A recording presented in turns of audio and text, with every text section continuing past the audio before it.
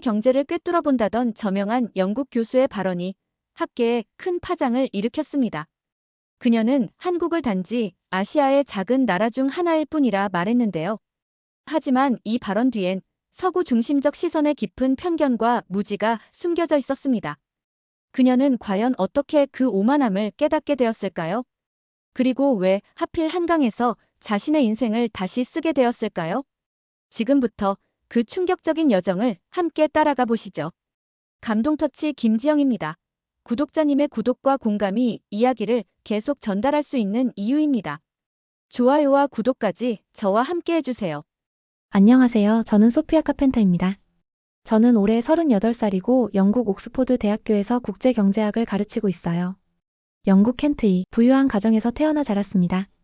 아버지는 케임브리지 출신의 역사학 교수였고 어머니는 옥스포드에서 문학을 가르쳤어요. 우리 가족은 대대로 학자 집안이었고 저녁 식탁에서는 항상 활발한 지적 토론이 오갔습니다. 어린 시절부터 저는 책을 좋아했어요. 사실 그럴 수밖에 없었던 환경이었습니다. 9살 때 교통사고로 다리를 크게 다쳐 1년 넘게 병원 침대에 누워 있어야 했거든요. 움직임이 제한된 저에게 아버지는 매일 새로운 책을 가져다 주셨습니다. 처음에는 동화책이었지만 점점 세계 각국의 경제와 정치 시스템에 관한 책으로 바뀌었죠. 아버지는 제가 몸으로 세상을 탐험할 수 없다면 머리로 탐험하면 된다고 말씀하셨어요. 이 말씀이 제 인생을 바꿨습니다. 제 다리가 회복되는 동안 저는 이미 또래 아이들보다 훨씬 많은 책을 읽었습니다. 하지만 13살 때 처음으로 부모님이 경제적으로 무너졌어요. 아버지의 역사학과 교수 자리는 대학 구조 조정으로 위험해졌고 어머니는 우울증으로 일을 그만둔 상태였습니다. 저는 가족의 재정 문제를 이해하고 싶었고 경제가 어떻게 작동하는지 알고 싶었어요. 그래서 경제학에 매료되었습니다. 매일 밤 전기세를 아끼기 위해 작은 불빛 아래서 책을 읽었던 기억이 납니다. 우리 가족이 겪는 경제적 어려움이 개인의 문제가 아니라 더 큰 시스템의 일부라는 걸 이해하게 되었지요. 학창 시절에는 장학금을 받기 위해 필사적으로 공부했습니다. 항상 반에서 1등을 했고 17살 때 이미 옥스포드 경제학부에 조기 입학했어요. 그건 기적 같은 일이었지만 동시에 큰 압박이기도 했습니다. 저희 가족은 제 학비를 낼 수 없었고 저는 반드시 장학금을 유지해야 했거든요. 대학 생활은 정말 고단했습니다. 다른 학생들이 파티를 즐기는 동안 저는 도서관에서 밤을 새웠어요. 주말에는 카페에서 아르바이트를 했고 방학에는 은행에서 인턴으로 일했습니다. 그 모든 어려움 속에서도 저는 최우등으로 졸업했고 박사 과정에서는 경제, 위기와 사회적 회복력이라는 주제로 논문을 썼어요. 제 연구는 개인적인 경험에서 비롯된 것이었습니다. 우리 가족이 경제적 위기에서 어떻게 회복했는지 그리고 그 과정에서 사회적 안전망이 어떤 역할을 했는지에 관심이 있었어요. 아이러니하게도 저는 고통 속에서 경제학을 발견했지만 점점 냉정한 분석가가 되어갔습니다. 대학원 시절 저는 영국의 오랜 역사와 전통, 특히 산업혁명을 일으킨 최초의 나라라는 점에 큰 자부심을 갖게 되었어요. 어쩌면 그건 어려웠던 가정환경에서 벗어나 성공한 나 자신에 대한 자부심을 영국이라는 국가에 투영한 것인지도 모릅니다. 영국이 세계 경제의 틀을 만들었다고 믿었고 영연방 국가들과 미국, 유럽 국가들만이 진정한 경제 강국이라고 생각했습니다. 아시아 국가들은 그저 서구의 경제 모델을 모방하는 후발주자라고 여겼죠. 30대가 되어 옥스포드 교수가 되었을 때 저는 이미 그 고통스러웠던 어린 시절을 잊고 싶어 했어요. 제 일상은 철저하게 규칙적이었습니다. 매일 아침 6시에 일어나 조깅을 한 후 7시 30분부터 9시까지는 최신 경제 논문들을 읽었습니다. 오전에는 강의를 하고 오후에는 연구실에서 논문을 쓰거나 학생들의 논문 지도를 했어요. 이런 규칙적인 삶은 제게 없었던 통제감을 주었습니다. 어린 시절의 혼란과 불확실성에서 벗어나 모든 것이 예측 가능한 세계를 만든 거죠. 하지만 그 안정감 속에서 저는 점점 고착화된 생각에 갇혀갔어요. 새로운 아이디어에 열린 마음을 가졌던 어린 소피아는 어디로 갔을까요? 아마도 성공과 안정 속에 묻혀버린 것 같습니다. 제 강의는 항상 수강 신청이 조기 마감될 정도로 인기가 많았어요. 현대 글로벌 경제의 이해라는 제 수업은 매 학기 경쟁률이 5대1을 넘었죠. 저는 스스로를 세계 경제를 꿰뚫어보는 전문가라고 자부했습니다. 영국의 주요 일간지들은 종종 제 의견을 인용했고 BBC 경제 프로그램에도 자주 출연했어요. 세계 각국의 경제 시스템을 연구하면서도 저는 이상하게 한국에 대해서만큼은 관심이 없었어요. 아시아에서는 중국의 국가 자본주의와 일본의 장기 불황만 주목했고 한국은 그저 작은 아시아 국가 정도로만 생각했죠. 제 책장에는 중국과 일본에 관한 책들이 가득했지만 한국에 관한 책은 단 한 권도 없었습니다. 학생들이 한국 경제에 대해 물었을 때 저는 항상 한국은 일본의 경제 모델을 그대로 따라한 복사본에 불과하며 독자적인 경제 시스템이라 할 만한 것이 없다고 대답했습니다. 한국이 삼성, 현대 같은 글로벌 기업을 가지고 있다는 것은 알았지만 그저 일본 기업들을 모방한 것이라고 생각했어요. 이런 생각 속에서 저에게 충격적인 일이 생겼어요. 제네바에서 열린 세계 경제 포럼은 제 경력의 정점이 될 예정이었습니다. 저는 21세기 글로벌 경제 리더십이라는 주제로 기조 연설을 했고 많은 청중들이 열렬히 박수를 쳤어요. 하지만 질의응답 시간에 한 아시아계 청중이 아시아에서 가장 혁신적인 경제 모델을 보여주는 나라가 어디인지 질문을 했죠. 특히 디지털 전환 측면에서 질문을 던졌을 때 모든 것이 바뀌기 시작했습니다. 저는 거만하게 중국과 일본만이 중요하다고 대답했습니다. 동아시아에서 진정한 경제 강국은 그 두 나라뿐이라고 단언했죠. 그 순간 청중 사이에서 작은 소란이 있었고 질문자는 실망한 표정으로 자리에 앉았습니다. 나중에 알고 보니 그는 한국의 유명한 경제학자였어요. 그날 밤 호텔 방에서 이메일을 확인하던 중 동료가 보낸 링크를 클릭했습니다. 제 발언이 담긴 영상이 SNS에서 화제가 됐고 특히 한국인들의 거센 비판을 받고 있었어요. 트위터에서는 저의 무지함을 꾸짖는 해시태그가 트렌드가 되었고 수천 개의 댓글이 달렸습니다. 댓글들은 소피아 카펜터가 완전히 무지하다고 비판했어요. 한국이 세계 최초로 5G를 상용화했고 디지털 정보지수 세계 1위라는 사실도 모른다며 충격을 표현했죠. 또한 교수라는 사람이 한국이 반도체, 배터리, 조선, 스마트폰 시장에서 세계 1위라는 기본 상식도 모른다는 점을 지적했습니다. 심지어 이런 사람이 세계적인 경제학자라니 서구의 오만함이 극에 달했다며 한국이 어떤 나라인지 전혀 모르면서 어떻게 세계 경제를 논하는가라는 비판도 있었어요. 처음에는 왜 이렇게 예민하게 반응하는지 의아했습니다. 별것도 아닌 일에 과민 반응한다고 생각했죠. 하지만 댓글들이 제시한 구체적인 통계와 사실들을 보면서 제 지식에 큰 허점이 있다는 걸 점점 깨닫기 시작했어요. 그날 밤 한국 경제에 대한 기사들을 찾아봤습니다. 한국이 OECD 국가 중 디지털 전환 속도가 가장 빠르다는 보고서, 한국이 벤처 캐피탈 투자가 급증하고 있다는 기사들을 읽어봤어요. 어떤 나라인지는 알고는 있었지만 아시아의 작은 나라라고 생각하며 지냈던 제가 조금은 다시 뒤를 돌아봐야겠다 생각했죠. 저는 침대에 누워 천장을 바라보며 내가 얼마나 무지했던 건지 생각했습니다. 어린 시절 경제적 어려움을 겪으며 배웠던 교훈, 모든 것에 의문을 품고 진실을 추구하던 그 열정은 어디로 갔을까요? 어느 순간부터 저는 편안한 제 세계에 안주하며 새로운 정보에 닫혀 있었던 거예요.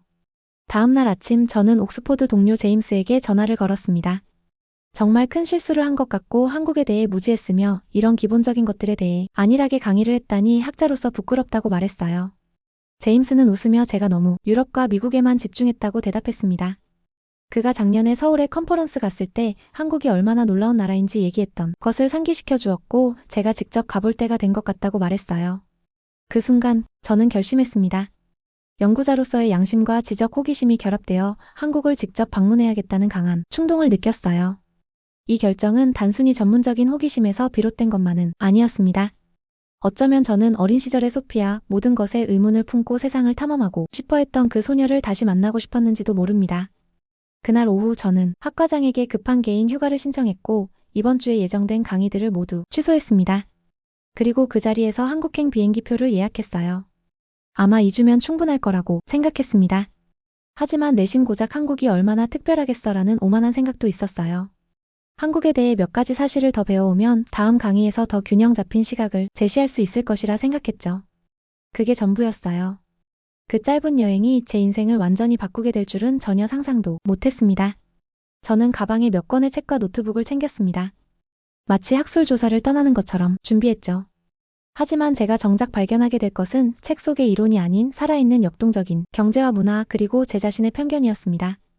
런던 히드로 공항에서 인천행 비행기에 오르며 저는 이 여행이 단순한 학술 조사라고 스스로에게 말했습니다. 그저 한국 경제의 기본 사실들을 확인하고 돌아올 것이라고요. 하지만 제 마음 한구석에서는 다른 목소리가 들렸어요. 오랫동안 무시해온 지식의 빈틈을 채우고 싶다는, 그리고 어쩌면 제 자신이 얼마나 편협했는지 확인하고 싶다는 욕구였습니다. 12시간의 비행 동안 저는 태블릿으로 한국에 대한 기본 정보를 찾아봤어요. GDP 세계 10위, 삼성, 현대 같은 글로벌 기업 K-파프 정도가 눈에 들어왔죠. 한국 전쟁 이후 폐허에서 일어난 한강의 기적이라는 용어도 처음 알게 되었습니다.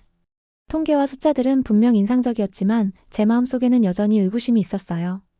이런 성장이 정말 가능한 걸까? 혹시 과장된 건 아닐까?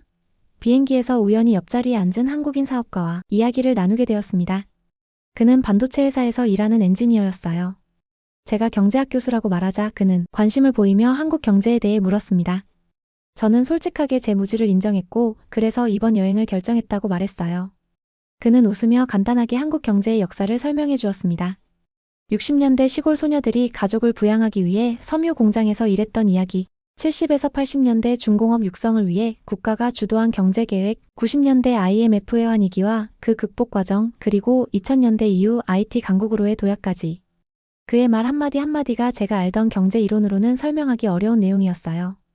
교수님, 우리 한국인들은 빨리빨리 문화가 있어요. 남들이 100년 걸린 일을 우리는 10년 만에 해내려고 합니다. 때로는 이게 문제가 되기도 하지만 위기 속에서 놀라운 결과를 만들어내기도 하죠. 그의 말을 들으며 저는 점점 더 한국에 대해 알고 싶다는 욕구가 커지는 것을 느꼈습니다. 단순한 학술적 호기심을 넘어 정말로 이 나라를 이해하고 싶었어요.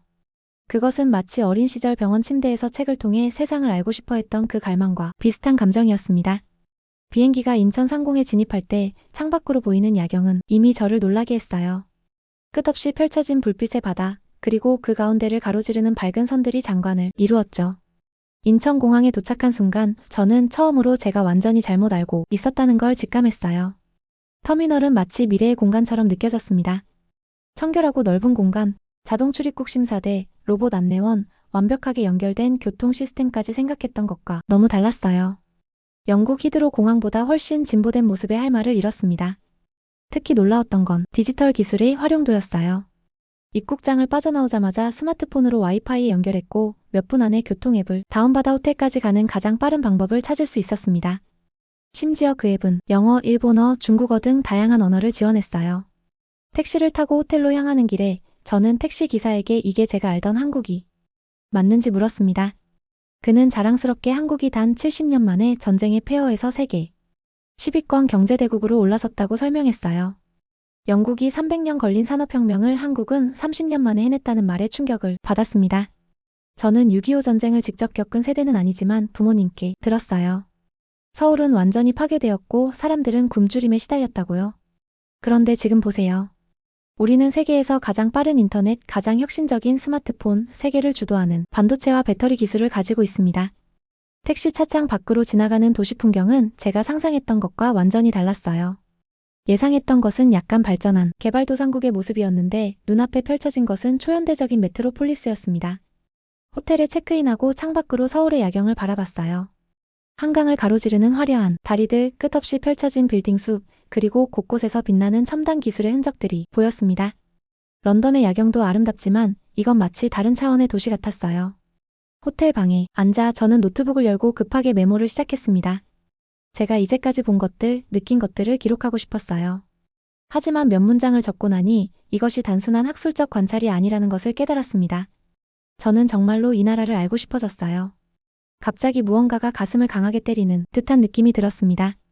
제가 지금까지 얼마나 무지했던 걸까요?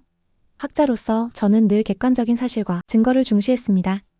하지만 제 안에 자리 잡은 서구 중심적 세계관은 저도 모르게 한국이라는 나라를 과소평가하게 만들었던 거예요. 그 순간 저는 단순히 한국에 대한 몇 가지 사실을 배우는 것을 넘어 이 나라가 어떻게 이런 놀라운 성장을 이룰 수 있었는지 그 비결을 정말로 이해하고 싶다는 강한 욕구를 느꼈습니다.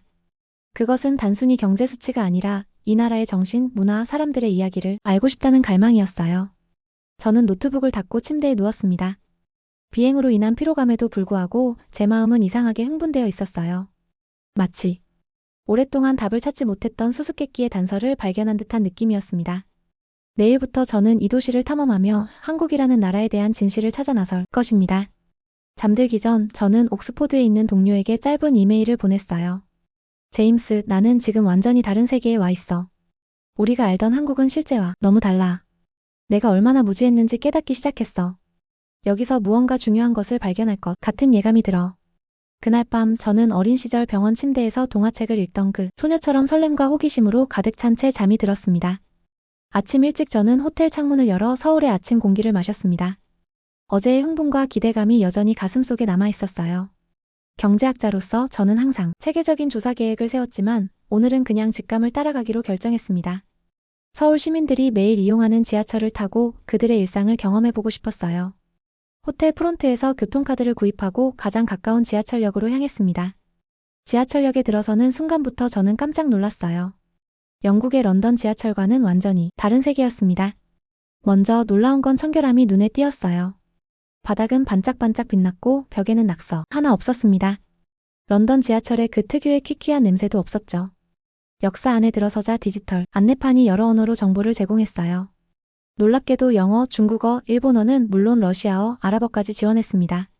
게이트를 지나 플랫폼으로 내려가는 긴 에스컬레이터에서는 양쪽으로 사람들이 질서정연하게 서 있었어요. 왼쪽은 급한 사람들을 위해 비워두고 오른쪽에 서서 이동하는 시스템이었습니다. 런던과 비슷하지만 더 철저하게 지켜지고 있었어요. 플랫폼에 도착하자 또 다른 놀라움이 기다리고 있었습니다. 스크린도어가 설치되어 있어 선로에 추락하는 사고를 방지하고 있었고 천장에는 대형 디지털 화면이 다음 열차 도착 시간을 초 단위로 보여주고 있었어요. 정확히 예정된 시간에 열차가 들어왔고 문이 열리자 승객들은 질서 있게 내리고 타기를 반복했습니다. 열차 안은 더욱 놀라웠어요. 먼저 놀라울 정도로 조용했습니다. 런던 지하철에서는 항상 들리는 바퀴와 선로가 마찰하는 소음이 거의 없었어요. 의자는 편안했고 천장에는 다음 역을 안내하는 디지털 화면이 있었습니다. 그리고 가장 놀라운 것은 와이파이와 5G가 끊김없이 연결된다는 점이었어요. 저는 실험 삼아 영국 동료에게 화상통화를 걸었는데 지하철이 터널을 통과하는 동안에도 완벽하게 연결되었습니다. 소피야, 너 지금 지하철 아니야? 어떻게 이렇게 선명하게 보이는 거지? 제임스의 놀란 목소리가 들렸어요. 저는 카메라를 돌려 지하철 내부를 보여주었습니다. 한 정거장 지날 때마다 안내 방송이 한국어, 영어, 중국어, 일본어로 나왔어요. 역마다 다른 멜로디의 알림음이 있다는 것도 흥미로웠습니다. 나중에 알게 된 사실이지만 이는 시각장애인들이 청각으로 역을 구분할 수 있게 하는 배려였어요. 점심시간이 되어 배가 고파졌지만 한국어를 모르는 저로서는 식당 선택이 쉽지 않았어요. 마침 맛있는 냄새가 나는 작은 식당을 발견했지만 메뉴판이 모두 한국어였습니다. 망설이고 있을 때 식당 주인으로 보이는 중년 여성이 다가왔어요. 외국에서 오셨나요? 영어 메뉴는 없지만 우리 가게 인기 메뉴 추천해드릴게요. 그녀는 서툰 영어로 말했지만 그 친절함은 언어를 넘어 전해졌습니다. 저는 감사히 그녀의 추천을 받아들였고 곧 뜨끈한 국물이 담긴 그릇이 나왔어요. 나중에 알게 된 사실이지만 그것은 순두부찌개라는 한국의 전통 음식이었습니다. 처음 맛보는 매콤한 맛에 저는 잠시 당황했지만 입 안 가득 퍼지는 풍미에 곧 매료되었어요. 식사 중에 옆 테이블에 앉은 젊은 남성이 영어로 말을 걸어왔습니다. 처음 드시는 것 같은데 맛있게 드시고 계신가요? 순두부찌개는 외국인들도 좋아하는 한국 음식이에요. 그렇게 시작된 대화는 식사가 끝날 때까지 이어졌습니다. 그의 이름은 민준이었고 IT 스타트업에서 일하는 개발자였어요. 한국의 스타트업 생태계, 디지털 혁신, 그리고 그가 직접 경험한 한국의 빠른 변화에 대해 이야기했습니다. 저희 부모님 세대만 해도 서울에 높은 빌딩이 몇 개 없었다고 해요. 제가 어릴 때는 휴대폰이 생소했고 대학생 때는 스마트폰이 나왔어요. 지금은 인공지능과 메타버스를 개발하고 있죠. 이 모든 변화가 한 세대 만에 일어났어요. 민준의 이야기는 단순한 경제 성장을 넘어 한 사회가 어떻게 빠르게 적응하고 혁신할 수 있는지를 보여주었어요. 식사를 마치고 나올 때 민준은 자연스럽게 계산을 했습니다. 한국에서는 연장자나 처음 만난 손님에게 식사를 대접하는 문화가 있어요. 다음에 영국에 가면 저에게 한 잔 사주세요. 그의 따뜻한 미소와 함께한 이 말에 저는 한국인들의 정이라는 것을 처음으로 느꼈습니다. 민주는 제가 한국에서 볼만한 곳들을 추천해 주었고 심지어 자신의 번호를 주며 궁금한 것이 있으면 언제든 연락하라고 했어요. 오후에는 민준이 추천한 대로 한국의 대형 전자제품 매장을 방문했습니다. 그곳에서 저는 또 다른 충격을 받았어요. 접히는 스마트폰, 8K 해상도의 초대형 TV, 인공지능 가전제품들까지 이 모든 것이 실제로 판매되고 있었고 소비자들은 이런 첨단 기술을 일상적으로 사용하고 있었습니다. 매장 직원에게 이런 첨단 제품들의 가격과 판매량에 대해 물었더니 그는 자랑스럽게 설명해 주었어요. 한국 소비자들은 새로운 기술에 매우 개방적입니다. 제품이 출시되면 빠르게 채택하고 피드백을 제공해요.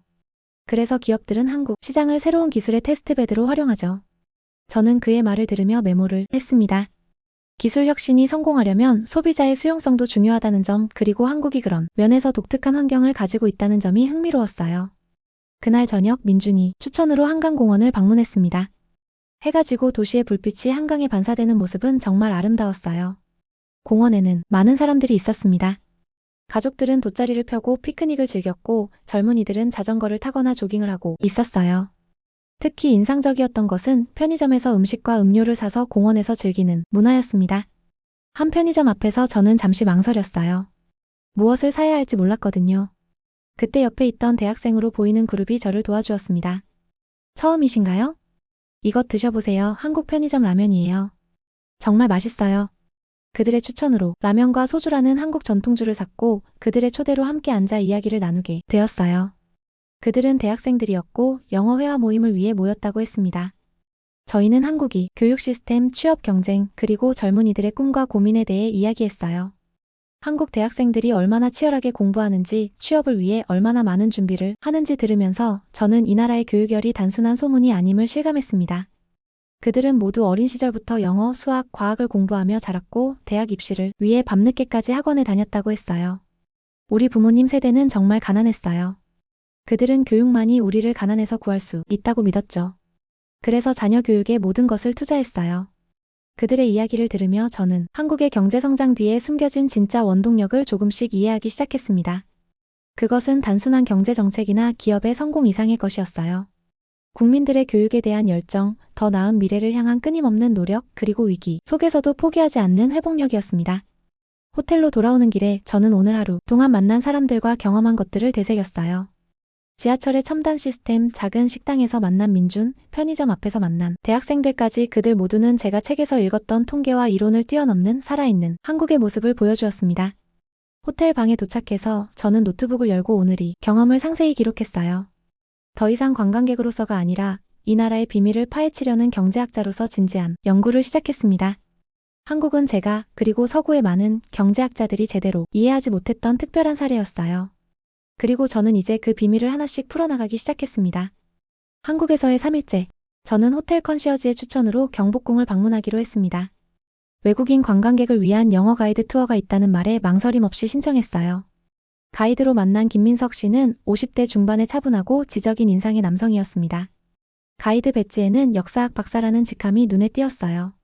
안녕하세요. 저는 오늘 여러분의 가이드를 맡은 김민석입니다. 옥스포드에서 잠시 교환 교수로 있었던 적이 있어요. 영국에서 오셨다고 들었는데 혹시 어느 지역인가요?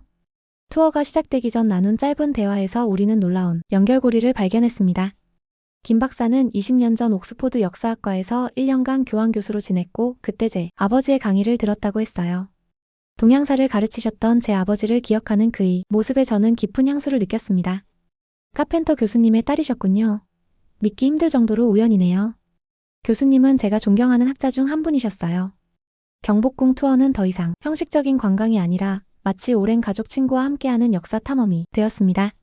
500년 넘은 건축물들이 현대적인 고층 빌딩들 사이에 고고하게 서 있는 모습은 인상적이었어요. 특히 궁궐의 설계가 과학적이라는 점에 놀랐습니다. 이 건물들은 단순히 아름답기만 한 게 아닙니다. 건물 배치와 창문 위치까지 모두 계절별 일조량과 통풍을 고려해 설계했죠. 현대 건축에서 말하는 패시브 디자인의 원형이라고 볼 수 있어요.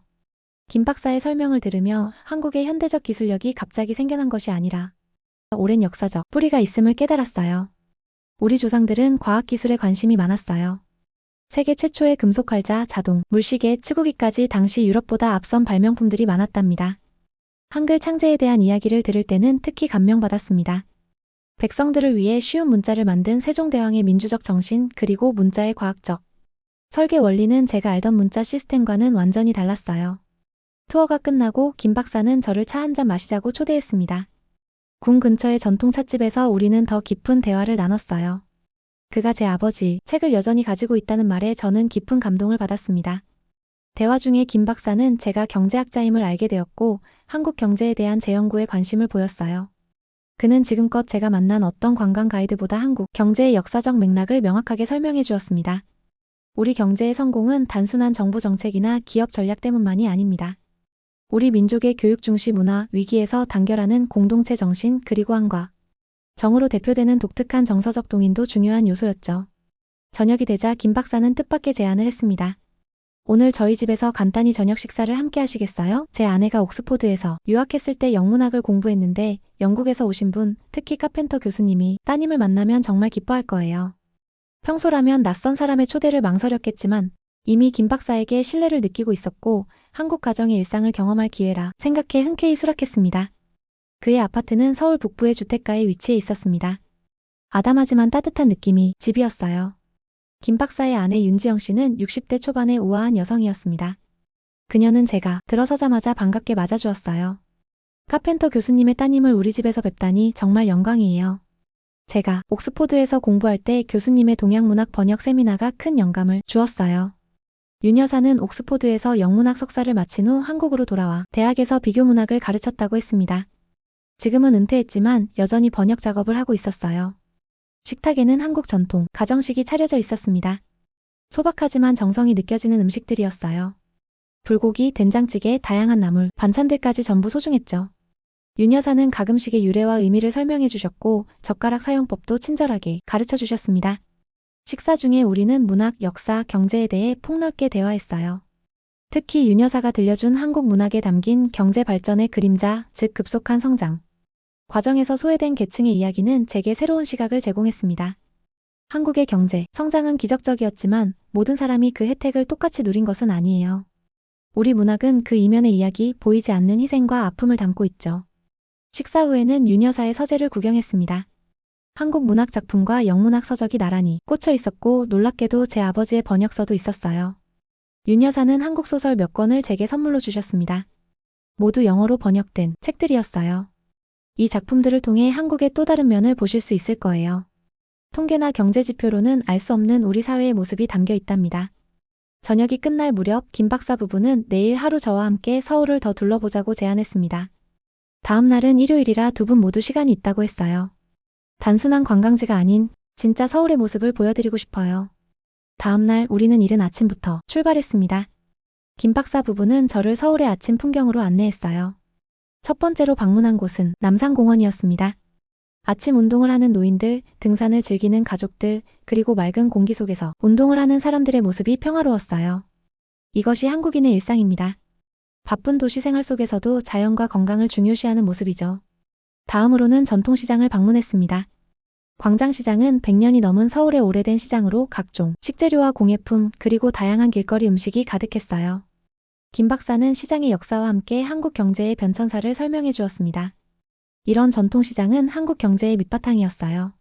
지금은 대형마트와 온라인 쇼핑이 많아졌지만 여전히 우리 경제의 중요한 부분을 담당하고 있죠. 점심으로는 시장에서 유명한 빈대떡을 맛보았습니다. 녹두로 만든 전으로 겉은 바삭하고 속은 부드러운 독특한 맛이었어요. 윤 여사는 빈대떡이 전쟁 시절 가난한 사람들의 주요 단백질 공급원이었다는 이야기를 들려주었습니다. 오후에는 김 박사의 제안으로 디지털 미디어 시티라는 곳을 방문했습니다. 이곳은 과거 쓰레기 매립지였던 곳을 첨단 미디어 산업단지로 변모시킨 공간이었어요. 이것이 한국의 현재와 미래입니다. 어려움을 기회로 바꾸는 우리의 철학이 반영된 곳이죠. 디지털 미디어 시티에서는 방송사, IT 기업, 스타트업들이 모여 있었고 곳곳에 미디어 아트와 첨단 기술을 체험할 수 있는 공간이 마련되어 있었습니다. 특히 인상적이었던 것은 디지털 파빌리온이라는 전시관이었어요. 그곳에서 가상현실 VR과 증강현실 AR 기술을 직접 체험할 수 있었습니다. 하루 종일 김 박사 부부와 함께하며 저는 관광 가이드북에서는 볼 수 없는 한국의 모습을 경험했습니다. 그들의 친절함과 지식, 그리고 무엇보다 저와 제 아버지에 대한 따뜻한 기억은 저를 깊이 감동시켰어요. 호텔로 돌아오는 길에 김 박사는 저에게 물었습니다. 어떻게 생각하세요? 한국의 첫인상이 바뀌었나요? 저는 솔직하게 대답했어요. 완전히 달라졌어요. 제가 알던 한국은 그저 책에서 읽은 경제지표와 몇 가지 문화적 클리셰에 불과했어요. 하지만 이제는 그 숫자들 뒤에 있는 실제 사람들, 역사, 그리고 정신을 보기 시작했습니다. 호텔 로비에서 헤어질 때 윤 여사는 저에게 작은 선물을 건넸습니다. 한글로 제 이름이 새겨진 전통 부채였어요. 소피아, 한국에서의 여정이 시원한 바람처럼 당신의 시야를 넓혀주길 바랍니다. 그날 밤 호텔 방에서 저는 윤 여사가 준 소설 중 하나를 읽기 시작했습니다. 한국 사회의 규범과 개인의 자유 사이의 갈등을 그린 이 소설은 제가 통계와 경제 모델로 분석할 수 없었던 한국 사회의 복잡성을 보여주었습니다. 이제 저는 단순히 한국이라는 나라에 적응하는 것을 넘어 이 사회를 더 깊이 이해하기 시작했어요. 그것은 숫자와 이론을 넘어 사람과 이야기, 그리고 문화 속에서 진정한 의미를 찾는 여정이었습니다. 한국 방문 일주일째 제가 맞이한 아침은 이전과 달랐습니다. 호텔 창문을 열고 서울의 아침 공기를 들이마시며 이제는 단순한 호기심을 넘어 진정한 목표가 생겼다는 것을 깨달았어요. 한국의 경제적 성공 비결, 그 핵심을 찾아내고 싶었습니다. 그날 오전 저는 서울대학교를 방문해 경제학과 교수들과 미팅을 가졌어요. 김민재 교수는 저의 방문을 환영하며 학과 회의실에서 여러 교수들을 소개해 주었습니다. 그들 중 몇몇은 제 논문을 읽었다며 반갑게 인사했어요. 카펜터 교수님, 서구 경제학자들은 보통 한국을 일본이나 중국의 경제 모델을 따라한 것으로 오해하곤 합니다. 그러나 우리는 독자적인 성장 경로를 걸어왔습니다.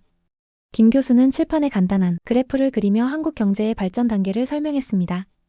1960년대 노동집약적 산업으로 시작해 점진적으로 고부가가치 산업으로 전환한 전략, 그리고 정부와 기업의 협력 모델이 인상적이었어요. 오찬 자리에서 김 교수는 한국 경제의 성공 요인에 대해 더 깊이 이야기해 주었습니다. 우리 성공의 3가지 핵심 요인이 있습니다. 첫째, 교육에 대한 열정입니다. 한국인들에게 교육은 단순한 지식 습득이 아니라 사회적 이동의 사다리예요. 둘째, 위기를 기회로 바꾸는 능력입니다. 한국전쟁, 경제급성장, IMF 회환위기까지 매번 우리는 더 강해졌죠. 셋째, 빠른 의사결정과 실행력입니다. 우리는 빨리빨리 문화가 있어요. 다른 교수가 덧붙였습니다. 한국인들은 항상 더 빨리, 더 잘하려고 합니다. 이런 조급함이 때로는 문제가 되기도 하지만 혁신의 원동력이 되기도 하죠. 반도체, 스마트폰, 배터리 기술까지 우리는 늘 경쟁자보다 한 발 앞서가려고 노력합니다. 점심 후 서울대 캠퍼스를 둘러보며 학생들의 모습을 관찰했습니다. 도서관은 만석이었고 주말임에도 공부하는 학생들로 가득했어요. 한 학생은 삼성 공채 시험을 준비하고 있었고 다른 학생은 미국 로스쿨 진학을 위해 영어 시험을 공부하고 있었습니다. 김 교수는 이런 학생들의 모습이 한국이 미래라고 말했어요. 식사 후 김 교수는 한국에서 교육이 갖는 의미에 대해 설명해 주었습니다. 우리에게 교육은 생존의 문제입니다. 과거 세대는 밥은 먹고 다니냐가 인사였지만 요즘은 공부는 잘하고 있니가 인사가 되었죠. 우리 부모 세대는 전쟁으로 모든 것을 잃었어요. 그들에게 자녀 교육은 유일한 희망이었습니다. 그 순간 저는 한국의 성공 비결을 찾은 것 같았어요. 교육에 대한 투자와 열정, 그리고 더 나은 미래를 향한 끊임없는 도전 정신이었습니다. 이것은 단순한 경제 정책이나 기업 전략을 넘어선 사회 전체에 깊이 뿌리내린 문화적 가치였어요. 호텔로 돌아오는 길에 저는 마음속으로 여러 생각들을 정리했습니다. 제가 찾던 답은 결국 숫자나 모델이 아닌 사람들의 이야기와 가치관 속에 있었던 것이었어요. 한국의 경제적 성공은 기술과 자본의 결합 이상의 것이었습니다. 그것은 역경을 이겨내고 더 나은 미래를 향해 끊임없이 나아가는 사람들의 의지와 열정의 결과였어요. 한국 방문 열흘째 저는 중요한 결정을 내렸어요. 제 실수를 공개적으로 인정하고 한국에 대한 새로운 연구를 시작하기로 한 것입니다. 서울에서 국제경제 컨퍼런스가 열린다는 소식을 듣고 참석했는데 놀랍게도 제가 발언자로 초대받았습니다. 무대에 올라 마이크를 잡는 순간 제 심장은 미친 듯이 뛰었어요. 저는 한국에 대해 완전히 잘못 알고 있었다고 고백했습니다. 2주 전만 해도 한국을 단지 아시아의 작은 나라로 생각했지만 직접 경험해보니 한국은 미래를 선도하는 나라였다고 말했어요. 서구 경제학자들은 한국이 성장을 기적이라고 부르지만 이것은 기적이 아니라 체계적인 계획, 뛰어난 교육 시스템 그리고 한국인들의 불굴의 의지가 만들어낸 결과라고 설명했습니다. 제가 배운 점들을 하나하나 전했어요. 한국의 빠른 의사결정 문화, 위기를 기회로 바꾸는 능력, 교육에 대한 헌신, 그리고 미래 기술에 대한 과감한 투자까지 경제학자로서 정직해야 한다며 한국의 성공 모델은 기존 서구 경제 이론으로는 완전히 설명할 수 없으니 우리가 새로운 이론을 개발해야 한다고 주장했습니다. 발표가 끝나고 한 미국 기자가 이런 발언이 학계에서 위험하지 않겠냐고 물었습니다. 저는 망설임 없이 진실을 말하는 것이 학자의 의무라고 대답했어요. 제 경력이 위험해지더라도 제가 본 것을 정직하게 말해야 하며 한국은 우리가 배워야 할 많은 것들을 가지고 있다고 강조했습니다. 2주간의 한국 방문을 마치고 영국으로 돌아갔을 때 저는 완전히 다른 사람이 되어 있었어요. 옥스포드의 제 연구실로 들어서자 모든 것이 낡고 느리게 느껴졌습니다. 동료 교수들은 제 변화에 놀랐어요. 학과 회의에서 저는 과감하게 커리큘럼 변경을 제안했습니다. 아시아 경제, 특히 한국을 집중적으로 연구하는 코스를 개설해야 한다고 주장했어요. 전통적인 서구 경제 모델만 가르치는 것은 학생들에게 불공정하다고 생각했습니다. 일부 교수들은 반대했지만 저는 확신에 찼습니다. 그리고 놀랍게도 많은 학생들이 제 의견을 지지했어요. 졸업 후 삼성이나 현대 같은 한국 기업에서 일하고 싶다는 학생들의 열정을 보며 저는 한국에 대한 책을 쓰기로 결심했습니다. 책을 쓰는 과정에서 저는 많은 한국인들과 인터뷰를 했습니다. 그중 특히 기억에 남는 이야기는 20년 전 IMF 위기 때 직장을 잃고 전 재산을 투자해 작은 회사를 시작한 분의 사례였어요. 주변에서는 미쳤다고 했지만 그는 위기가 곧 기회라고 믿었고 지금은 세계 30개국에 수출하는 중소기업을 운영하고 있었습니다. 이런 이야기들을 모으면서 저는 한국인들의 놀라운 회복력과 도전 정신을 더 깊이 이해하게 되었어요. 한국 방문 1년 후 저는 인생에서 가장 큰 결정을 내렸어요. 옥스포드 대학교를 사직하고 서울대학교의 초빙 교수 제안을 받아들인 것입니다. 동료들은 물론 가족들까지 모두 놀랐지만 저는 확신이 있었어요. 한국의 역동적인 에너지 속에서 새로운 경제 이론을 발전시키고 싶었거든요. 서울에 정착한 후 저는 한국어를 배우기 시작했습니다. 처음에는 어려웠지만 한글의 과학적 구조 덕분에 생각보다 빨리 기초를 익힐 수 있었어요. 이제 저는 한강변의 아파트에서 살고 있습니다. 매일 아침 창문을 열면 보이는 서울의 스카이라인은 여전히 저를 감동시켜요. 그리고 밤이면 한강변을 걸으며 서울의 아름다운 야경을 즐깁니다. 특히 놀라웠던 것은 한국 학생들의 열정이었어요. 제 강의실은 항상 질문으로 가득했고 학생들은 수업 후에도 남아 토론을 이어갔습니다. 제 책을 읽고 경제학을 공부하기로 결심했다는 학생들의 이야기를 들을 때마다 제 결정이 옳았다는 확신이 들었어요. 저는 이제 한국 기업과 정부의 자문 역할도 하고 있습니다. 제 서구적 시각과 한국의 혁신을 결합한 새로운 경제 모델을 개발하는 데 기여하고 있어요. 서울대 총장님은 제가 한국과 서구 사이의 다리 역할을 하고 있다고 평가해 주셨는데 이 말씀이 제게는 가장 큰 칭찬이었습니다. 제 인생에서 가장 큰 실수는 한국을 과소평가한 것이었습니다. 하지만 그 실수를 인정하고 바로잡을 수 있었기에 지금 저는 더 넓은 시각으로 세계를 바라볼 수 있게 되었어요. 이제 제 사명은 한국의 성공 비결을 전 세계에 알리는 것입니다. 한국은 단순한 국가가 아니라 미래를 향한 인류의 새로운 여정을 보여주는 나침반입니다. 매일 밤 한강변에서 서울의 빛나는 야경을 바라보며 저는 생각합니다. 이곳이 진정한 천상의 나라이고 이곳에서 새 삶을 시작할 수 있어 너무 행복하다고. 그리고 앞으로도 계속 한국에서 새로운 도전을 하며 살아가겠다고 다짐했습니다. 여러분, 지금까지 소피아 카펜터 교수님의 놀라운 이야기였습니다. 한국을 무시하던 서구 엘리트가 한국의 진정한 가치를 발견하고 새로운 삶을 시작하게 된 감동적인 사연이었는데요. 구독자 여러분들 어떠셨나요? 이런 이야기를 들으면 한국인으로서 정말 자랑스럽지 않으신가요? 앞으로도 더 많은 해외 감동 사연으로 찾아뵙겠습니다. 좋아요와 구독, 알림 설정까지 꼭 부탁드릴게요. 여러분의 응원이 저희에게 큰 힘이 됩니다. 지금까지 감동터치였습니다. 감사합니다.